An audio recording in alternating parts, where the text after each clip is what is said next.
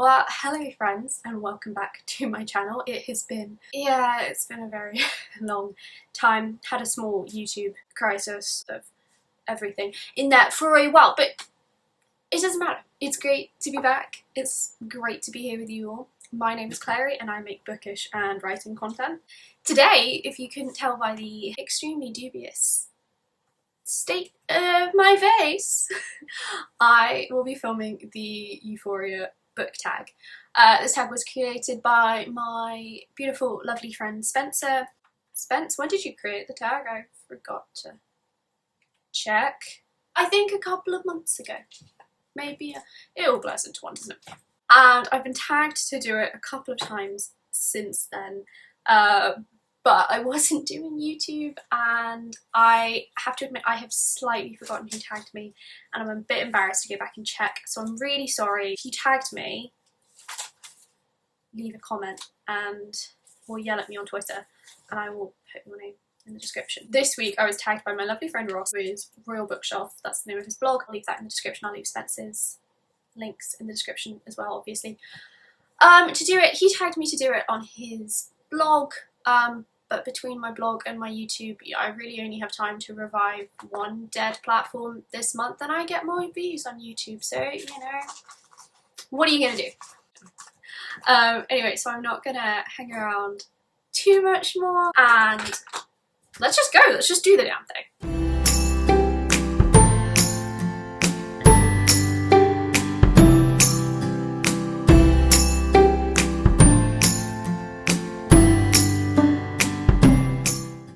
So all of the questions are named after characters, or for the most part, literally the first question I'm about to say.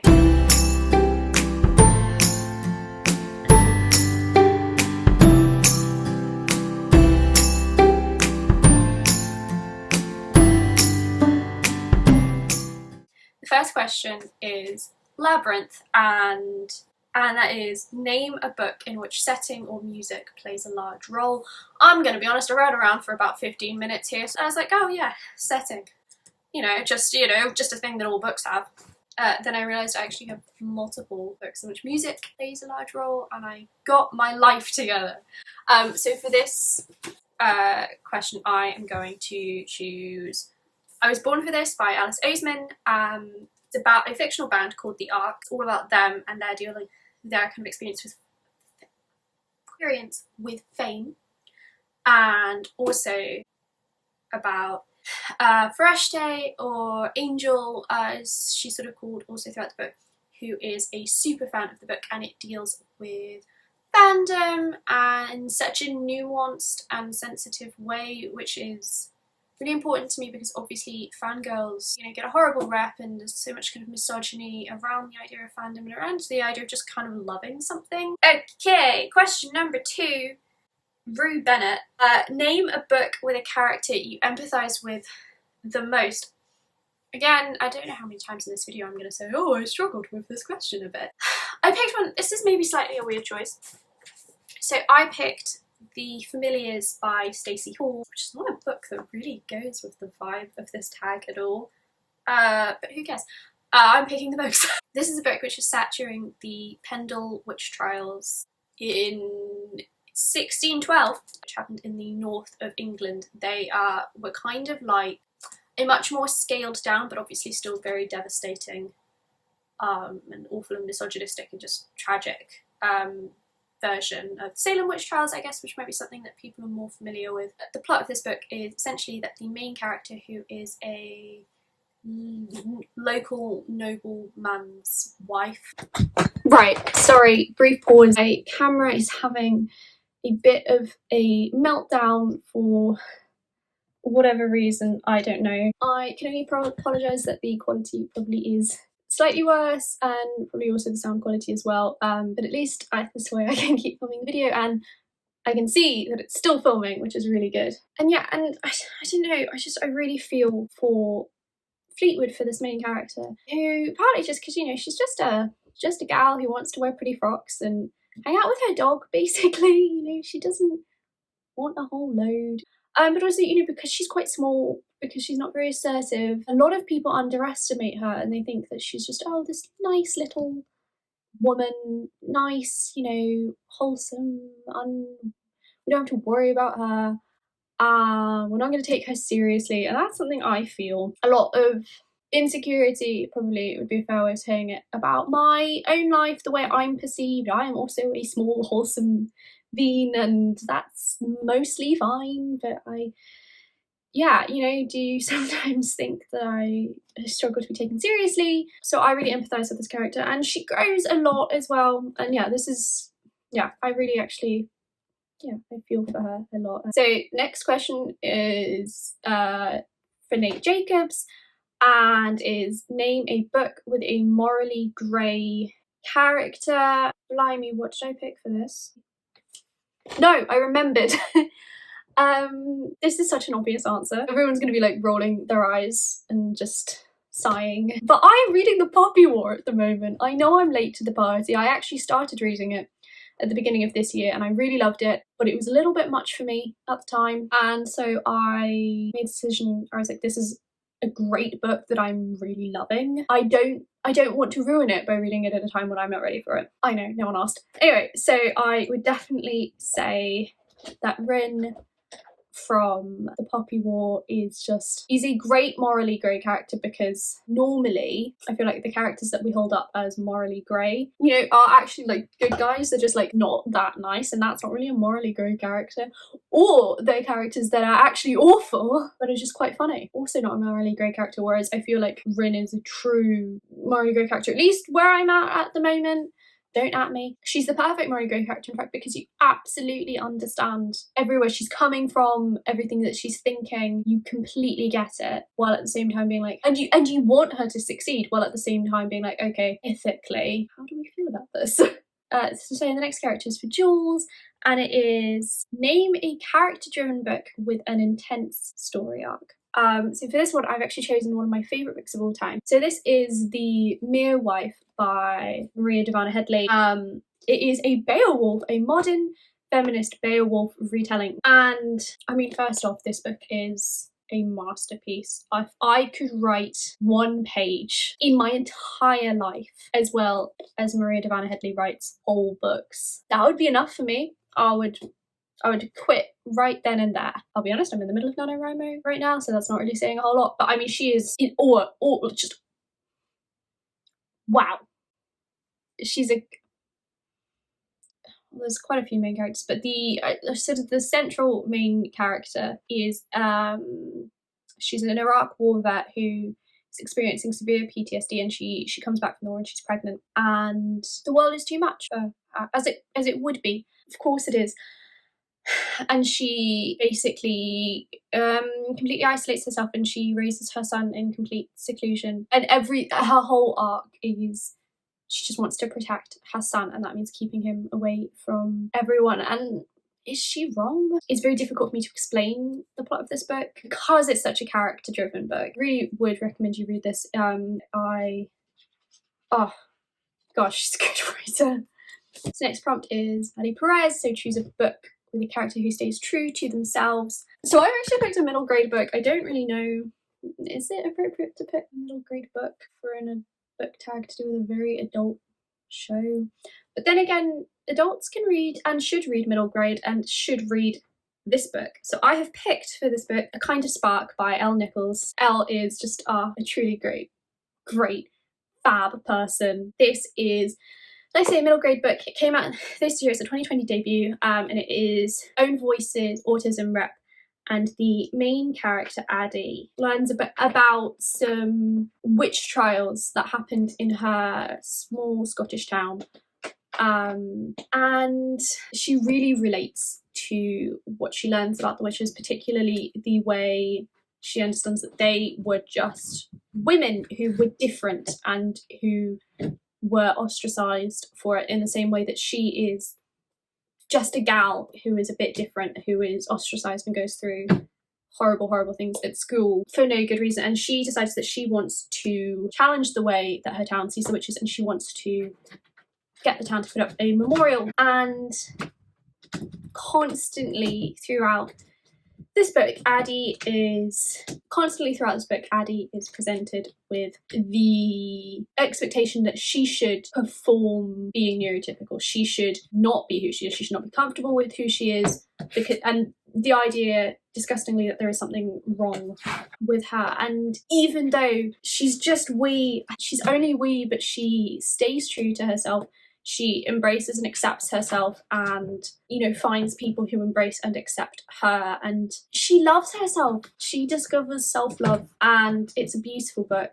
I really would just really encourage you to buy it. If you know any weens who might want to read it, and, you know, kind of middle grade readers, but honestly, I'm 22 and I raced through this. I love this. It's one of my books of the year. And also, just, you know, it'd be great to support an independent publisher and just a fab, lovely human being. But yes, this prompt is a book that you were surprised that you liked, and I've picked Ninth House by Leigh Bardugo. I read this a while ago, and I'm still thinking about how much more I liked it than I expected that I would.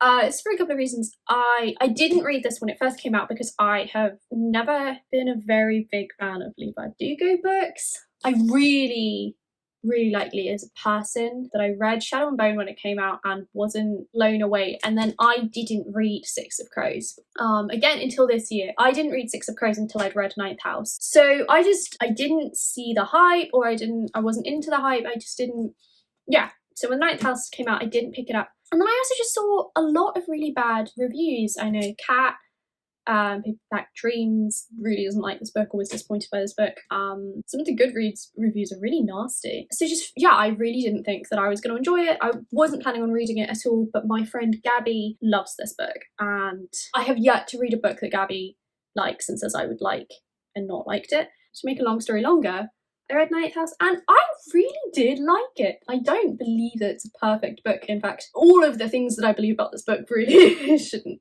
That's a whole video, but I thoroughly enjoyed it. I'm really excited for the next one. I can't believe that it's not until like 2052 or whenever it's coming out. It's a long old time, but I did really like it, even though the odds were really stacked up against it. For me, honestly, no one is more surprised than I am that I liked this book. So the next prompt is in honor of Fez, and it's a book with a protective character, and I bet you thought I wasn't going to scream about Mexican Gothic at you, but I've picked Mexican Gothic. But this is, you know, this whole book is about being a protective character, because Nomi, the main character, gets herself into the situation that she does in the book because she travels from her home in Mexico City to her cousin's house to save and protect her cousin Catalina, who is going through horrible things with this horrible family. Oh, I love this book. Is it time to reread this book? And that's all I'm going to say about this book, because we all know I can scream about it forever. It will refer you to any other video that I've ever made. So it appears, I've just looked at the next prompt, I had all my books ready. It appears that I, idiot that I am, start a prompt when I was preparing for this book tag. So this prompt is for Kat, and it is name a book where a character gains confidence. Let's have a look, shall we? Let's try and find a book. Woo! Oh god, oh god, oh god, oh god, oh god. Pressure.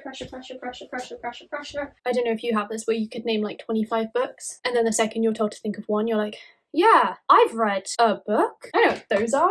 This shouldn't be so hard. Just pick a book. Pick one. Look at all these books. Look at them, they're right behind you. Just pick a damn book, woman. Oh! Yeah!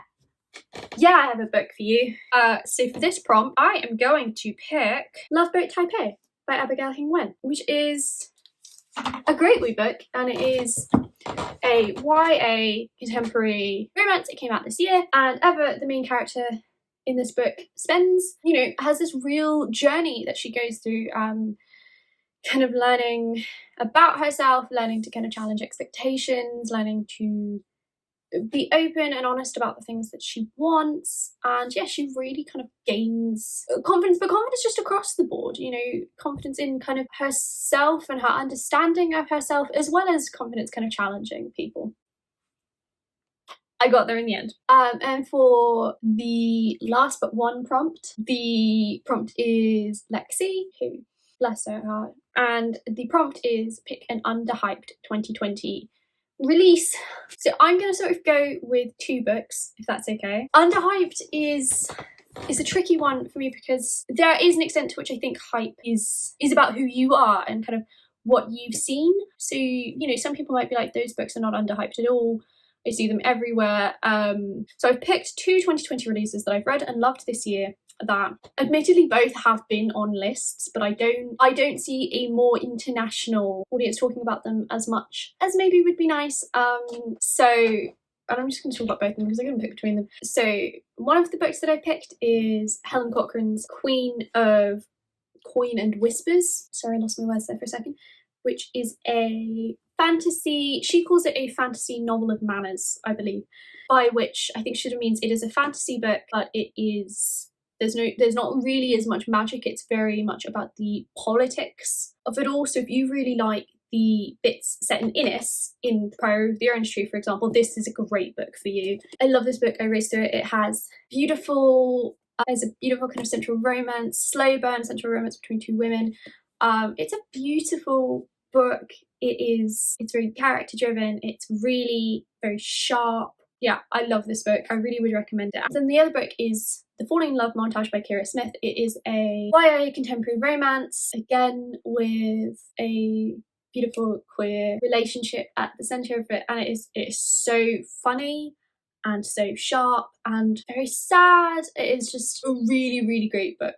Sure, there are so many other books that I could have talked about, but these are two that feel very close to me and that I would love to get more attention. And then the very, very last prompt is for Chris, and it's name a book where family plays a large role. I have picked what I personally, and I'm feel very comfortable saying this, what I personally think is one of the best books about family that you will read. Certainly one of the best YA books about family that you're going to find. And it's With the Fire on High by Elizabeth Acevedo. You like, if you've been around here for a while, you know that I feel really passionately about this book, and it deals with family so well. There are so many different family relationships in this book. The relationship between Emily, the main character, and her daughter, the relationship between Emily and her grandmother, who sort of largely raised her, between her and her father, who is very absent, and also kind of the relationships that she has with her daughter's other grandparents who she doesn't really get along with, and that she has with her, a kind of the found family relationship that she has with her best friend. There are so many different aspects of family relationships. It's really at the heart of this book, and every single one is dealt with nuance and grace and love. It is a beautiful book. I really, I actually feel quite emotional thinking about this book. And that is the end of all the prompts. Because I'm a couple of months late coming to this, and because I think all of my friends who do YouTube have already been tagged, I'm just gonna tag anyone who wants to do this video. I had so much fun. Thank you so much to Spence for creating this tag. Not just because this is the first video I filmed in months, but genuinely this is the most fun I've had making a video in quite a while. I really loved it. I thought the questions were all really great. It really made me think about my books and have, as we all saw, a small meltdown. So anyone who wants to do it, I think you should do it. I'd love it if you let me know that you're doing it, because I'd love to watch your video, and obviously credit Spence in the description for creating the tag. Thank you so much for watching this video. It is great to be back. I can't wait to make more videos, I've got to say. I missed this. If you did enjoy this video, it would really mean a lot if you could click like or hit subscribe. We're nice around here. There's not very many of us, but we're nice to each other, and this is a nice, safe, calm corner of the internet where we just look after each other. Thank you so much for watching. Take care of yourselves, and I'll see you soon.